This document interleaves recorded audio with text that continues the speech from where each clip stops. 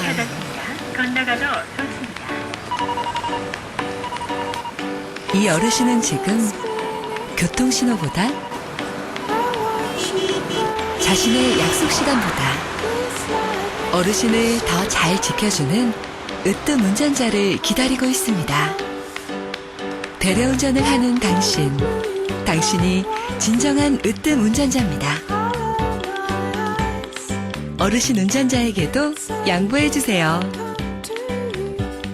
예절과 배려가 있는 행복한 거리 만들기. 오늘 이곳 국회도서관 대회의실에서는 자동차 재활용 활성화를 위한 EPR 제도 관련 정책 토론회가 열렸습니다.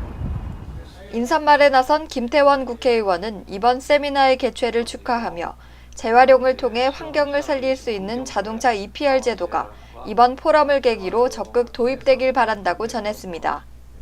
첫 번째 발표에 나선 일본 도호쿠 대학교 유정수 교수는 일본의 자동차 EPR 제도를 주제로 일본과 한국의 다른 정책들을 설명했습니다. 현재 일본은 하이브리드 카의 판매량이 40%에 이르고 경차 판매 비율도 40%에 육박한다며 한국과는 판매되는 차종이 다르다고 말했습니다. 또한 폐차 발생량이 400만 대에서 300만 대 정도로 많이 줄어들었다고 말했습니다. 또한 자동차 리사이클 제도의 핵심은 폐기물을 줄이는 문제라며 일본은 소비자들에게 리사이클링 비용을 받고 처리하고 있다고 말했습니다. 결론적으로 자동차 EPR 제도를 도입하기 위해서는 실증 연구와 현장의 기술 수준의 차이를 줄여가는 것이 필요하고 비용 부담과 환경적 효과에 대한 균형에 중점을 두고 비용을 최소화해 최적화된 자동차 리사이클링 제도를 도입할 수 있도록 해야 한다는 방안을 제시했습니다.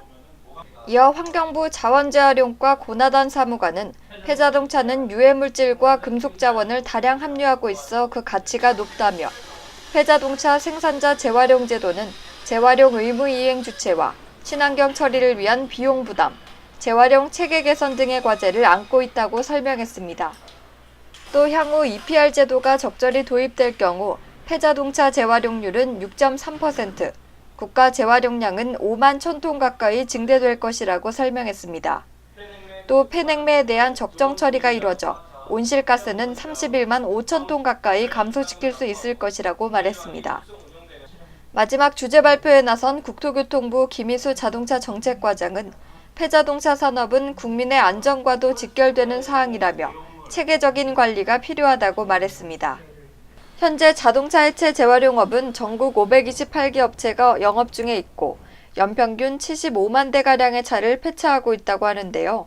자동차의 수명이 증가함에 따라 점차 폐차는 줄어드는 추세라고 설명했습니다. 또한 자동차 해체 재활용업은 폐차에 대한 신청이 들어오면 차에 대한 정보 조회 후 폐차 인수증명서를 발급하고 자동차 해체 부품을 회수하는 수순을 밟게 된다고 설명했습니다. 자동차 해체 재활용업 시설 기준은 시설 면적을 확대하고 작업장과 부품 보관 창고를 갖추도록 등록 기준을 개정했다며 재사용 부품에 대한 기준 강화와 품질 보증, 사용 주체의 책임성 강화를 위한 제도 개선을 추진 중에 있다고 덧붙였습니다. 뿐만 아니라 품질 보증 방안을 마련하고 보험사 특약 대상을 확대하는 등 재사용 부품 이용 활성화를 위한 방안들을 정비해 나갈 예정이라고 설명했습니다. 지금 현재 현행법상 제대로 잘 되고는 있습니다. 그러나 여기서 지금 누가 서로 기득권을 가져가려느냐. 지금 법이 자원순환법이라는 명분에서 다음 단계인 파쇄자원업체에다가 자동차를 수집해서 일부 부분만 우리 회수하고 다음 넘겨준다면 수익 구조에 엄청난 타격을 받습니다. 이 EPR을 통해서 친환경으로 가는 정책에는 찬성을 하지만 그 정책을 빌밀해서 우리 업계의 생존권을 위하는 이 일은 저희들은 절대로 만들어서는 안 돼요. 만들어지면 결국은 또 의견 제시가 또 와서 문제가 일으킬 수 있습니다.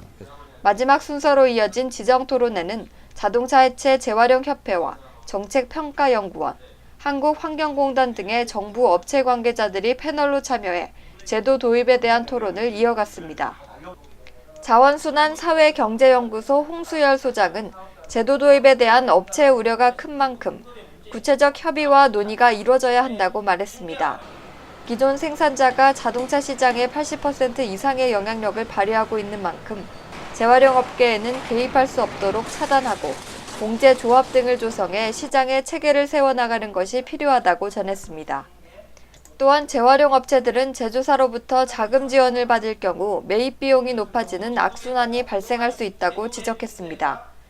이번 열린 토론회에서 업체와 협회, 정부 정책 담당자들 간의 주장은 조금씩 달랐지만 책임 소재를 명확히 하고 추진 계획을 구체적인 실행으로 옮긴다면 국내 자동차 재활용 산업을 활성화시키는 데 도움이 될 수 있을 것으로 보입니다. 교통뉴스 윤희정입니다.